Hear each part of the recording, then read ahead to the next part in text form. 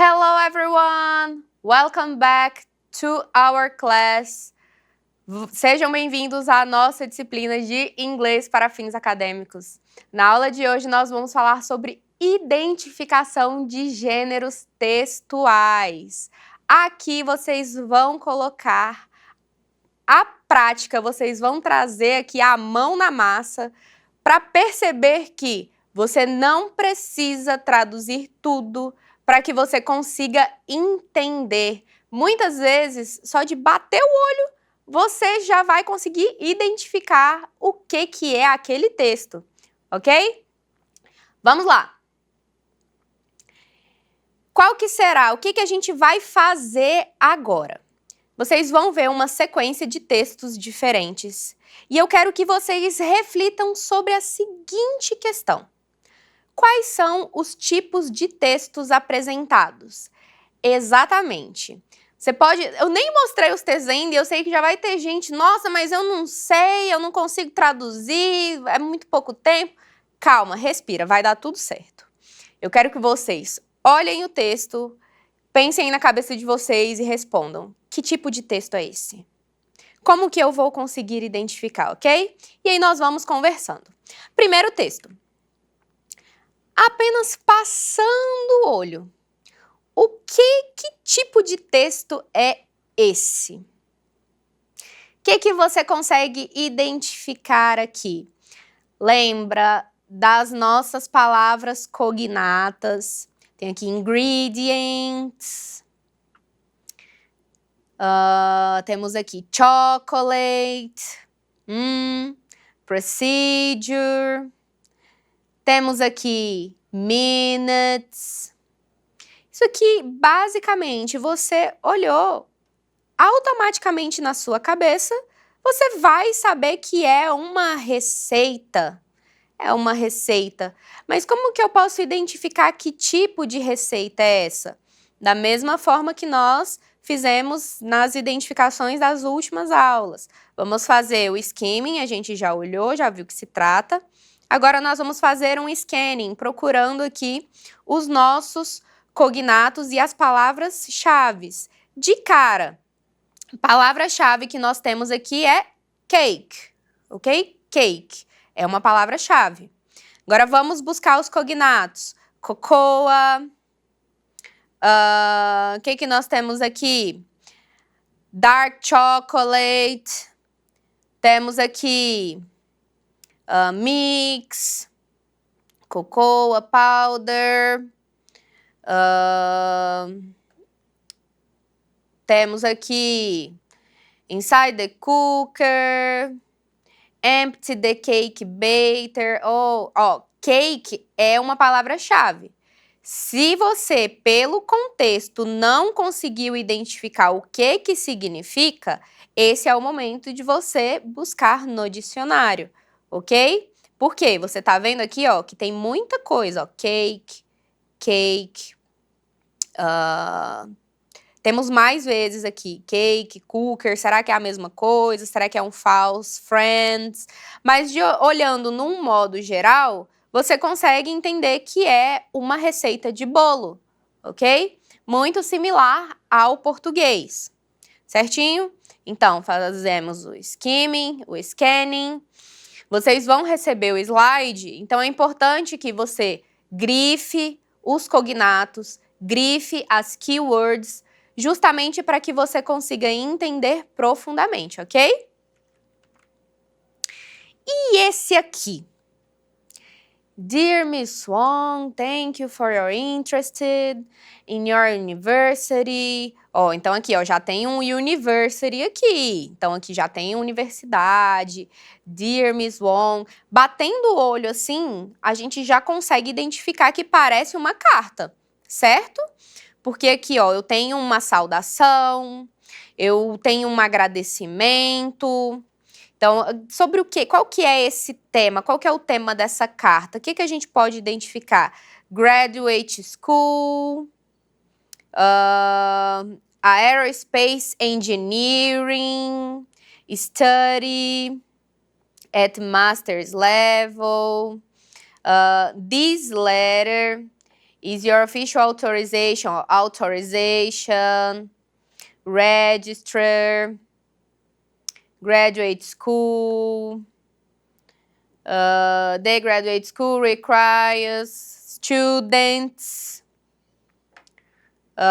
Aqui a gente consegue identificar que é uma carta informando que a pessoa foi selecionada em um programa aqui, a Aerospace Engineering, especificamente ao mestrado, master's level, ok? Então aqui você não precisa aprofundadamente, você não precisa conhecer palavra por palavra. É aquilo que nós falamos em todas as aulas. O contexto é extremamente importante. Você bater o olho aqui, às vezes até por uma experiência prévia. Lembra que nós conversamos nas primeiras aulas falando que tudo aquilo que a gente tem de experiência prévia, seja no inglês, seja no português, tudo aquilo que nós conectamos, todas as informações que chegam até nós na nossa vida, elas servem de conhecimento para a gente em várias áreas. Então isso aqui é muito importante para a nossa disciplina. Por quê? Você pode nunca ter tido contato com uma carta dessas de admissão na sua vida. Só que, bateu o olho aqui, eu já vi que tem uma estrutura similar às cartas que, às vezes, dependendo da idade da pessoa, ela não teve muito acesso às cartas, né? Mas você bate o olho, você vê que ela tem uma estrutura de uma carta, ok? E aí, novamente, buscar. Se você não sabe, começa a buscar os cognates, grifa as keywords, buscando entender o contexto. Se você vê que tem uma palavra muito importante que você não compreendeu ainda, só ir lá no dicionário, buscar, ou buscar lá naqueles dicionários online que a gente falou na aula passada, ok? Esse aqui, nem precisa ler nada. Só pela estrutura você já sabe que se trata de um e-mail, ok? Literalmente, você olhou a estrutura, to, subject, aqui toda a estrutura mesmo do e-mail, você consegue ver que é um e-mail, ok? Então vamos aqui, novamente. Do que será que é isso aqui? Subject, application for job, ok? Application for job. Se você já tem um conhecimento prévio de inglês, você aqui no subject, você já mata o que é o tema desse e-mail. Então, é uma aplicação para um emprego, ok? Tá buscando aí uma oportunidade de emprego. Então, esse aqui é um modelo. Por que você sabe que é um modelo? Vocês estão vendo aqui, ó, your name, name of school or university, degree subject, your name and signature. Isso aqui, você consegue perceber que é um modelo padrão que a pessoa pegou aqui, jogou no e-mail e vai preencher com as informações delas. Então, vamos ver o que tem aqui. Your name and address, zip code, your phone number, sending this email response to the job posting for a position via source of job. My name is... Lembra lá que a gente fez a nossa apresentação na primeira aula? My name is Maria, I am 30 years old, I'm currently living in Palmas. Vocês também fizeram? Pois é, ó, aqui já é um conhecimento que vocês vão trazer lá da primeira aula para cá. And I believe I will be a good addition to your company. I graduate with a degree. Então aqui ele está trazendo as qualificações dele como profissional. Isso aqui, da mesma forma, quando você identifica que é um e-mail que vai falar sobre oportunidades de emprego, o que automaticamente vem na sua cabeça? Mesmo que você nunca tenha tido esse contato em inglês, que vai ter alguma identificação da pessoa, que vai ter alguma qualificação da pessoa, que vão ter dados em relação ao desenvolvimento dessa pessoa, o desenvolvimento acadêmico, se é graduado, se é especialista, se é mestre, se é doutor. Então, você não precisa ter o conhecimento, a tradução literal daquilo. Mas, quando você bater o olho nessa carta, você vai saber que alguns componentes fazem parte deste documento, ok? Vamos para o próximo. Esse aqui, você já vê que tem uma imagem, Você vê que é um texto curto. Aqui, I am water. Já é uma coisa assim meio poética, não é? Um negócio assim meio poético. Você também não precisa traduzir para identificar que isso aqui é uma poesia, ok? Então, da mesma forma, pessoal, nós vimos que alguns textos têm algumas estruturas similares. Aqui, às vezes, se não tivesse essa gravura, ficasse um pouco mais difícil para você compreender.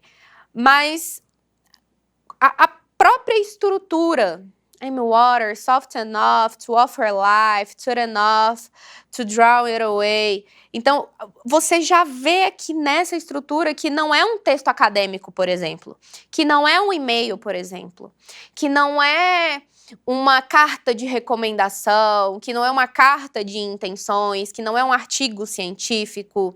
Você consegue até identificar pela própria eliminação, ok? E aí nós vamos falar um pouco sobre essa questão dos gêneros textuais propriamente dito, ok? Os gêneros textuais são um conjunto de enunciados que seguem um padrão, ainda que não seja um padrão rígido, e compartilham características que são comuns em tal gênero específico. Por que é importante você saber isso daqui?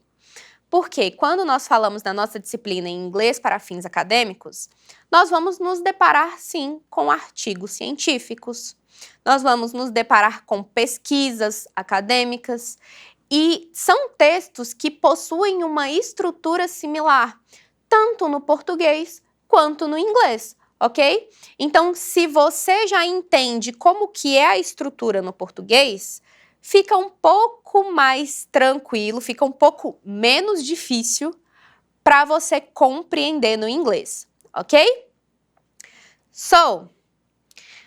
Então temos aqui uma definição em inglês, Basic Definition of Genre.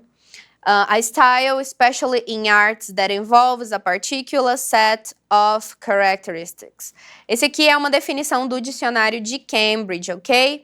Então, terá aquele estilo, especialmente quando a gente fala assim de textos com um cunho mais artístico, que traz uma gama de características, ok? Então, nós temos aqui alguns exemplos de gêneros textuais, os e-mails, as cartas, receitas, artigos científicos, artigos de revistas, contos, poemas, vlogs, etc. Ok? E como o reconhecimento dos gêneros textuais vai nos auxiliar na leitura e na compreensão dos textos? Aquilo que nós falamos mais no começo, eu acabei me adiantando um pouco, mas é basicamente aquilo.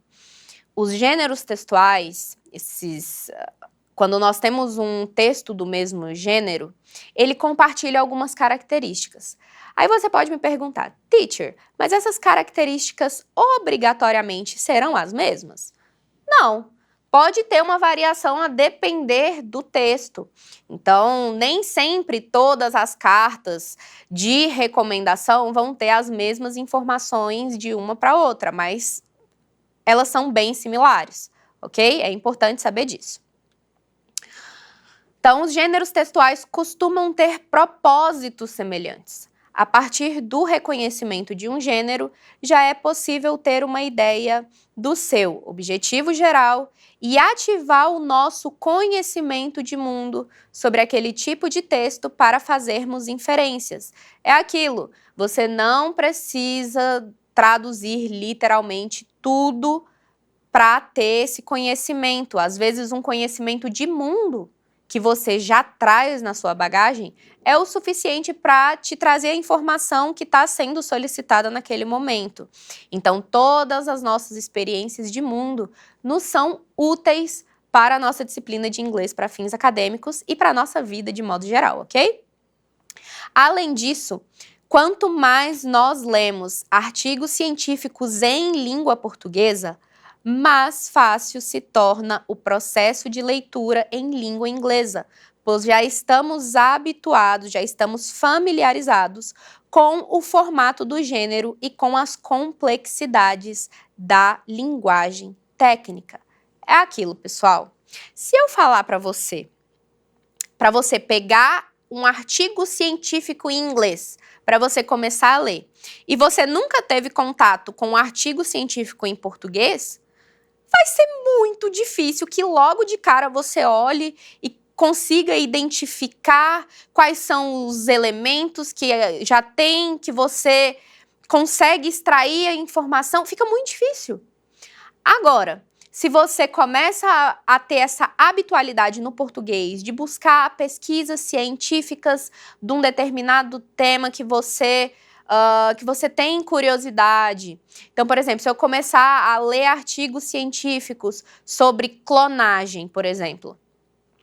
Se você ler muitos artigos científicos em português, quando você chegar para ler um artigo científico em inglês, você já vai estar familiarizado com o tipo de linguagem mais formal, com algumas palavras parecidas. Você vai ter mais facilidade para identificar os cognates, ok? Então, fica muito mais fácil se você já tem esse conhecimento prévio na língua portuguesa. Para trazer para a língua inglesa para fins acadêmicos, fica um pouco mais tranquilo essa compreensão geral do texto, ok? É isso, né? Quanto mais nós lemos artigos científicos em língua portuguesa, mais fácil se torna o processo da leitura em língua inglesa, pois já estamos familiarizados com o formato do gênero e com as complexidades da linguagem técnica, ok? Então vamos falar aqui rapidamente sobre alguns propósitos comuns de alguns gêneros textuais. Por exemplo, lá nos artigos científicos, nós vamos o quê? Buscar disseminar uma pesquisa, um estudo, contribuir para o estado da arte da área de pesquisa. Então, nós vamos ter um modelo padrão que o objetivo é disseminar uma pesquisa ou disseminar um estudo. Da mesma forma, os artigos de jornais. Nós vamos informar a sociedade sobre o que está acontecendo no mundo. Então, quando você pegar aquele artigo de jornal em inglês, você vai ver que ele está buscando informar a sociedade sobre o que está acontecendo, com uma linguagem um pouco mais simples e mais clara do que o artigo científico, por exemplo. O artigo científico, ele traz palavras extremamente formais, porque uma pesquisa, ela é da característica dela, ok? Diferentemente da poesia, né, poetry, que tem o quê? O objetivo de entreter o leitor, criar uma arte utilizando palavras. Então, percebe que a estrutura é diferente, o objetivo é diferente, o propósito é diferente, ok? Os e-mails e as cartas, ele tem o objetivo de fazer essa comunicação direta com alguém, né, de informar algo, de pedir algo. E as receitas, que vão dar instruções a alguém sobre o preparo de um prato específico. É uma linguagem simples e objetiva também. Literalmente, vai ter a instrução lá, faça isso, acrescente isso, tire isso, ok? E é importante que você tenha em mente o quê? Que especialmente nos textos informais, essas características físicas do texto, né, as estruturas, elas nem sempre vão ser as mesmas, porque a linguagem, ela é muito fluida, ela pode oferecer um universo de possibilidades. Então seria muita hipocrisia da minha parte se eu virasse para vocês e falasse assim, pega esse modelo aqui e sempre vai ser assim. Não vai, gente, não vai sempre ser assim. Só que o que é que você tem que ter em mente? O objetivo de cada um desses gêneros textuais, no caso dos artigos e da pesquisa científica, você sempre vai perceber que a linguagem é um pouco mais padronizada, ok? E lembre-se, língua é movimento, é fluidez, mas sempre que possível, atente-se ao gênero do texto que você quer ler, pois ele irá lhe guiar para suas características centrais, ok? O foco é esse. Você tem que buscar essa similaridade, às vezes será possível, às vezes não será possível, mas você tendo esse conhecimento prévio de mundo vai te ajudar Muito. Na aula de hoje nós falamos sobre gêneros textuais, como você consegue identificá-los e quais são esses padrões que vão ajudar nessa similaridade dos textos em língua portuguesa para a língua inglesa. Vejo você na próxima aula. See you next class. Bye!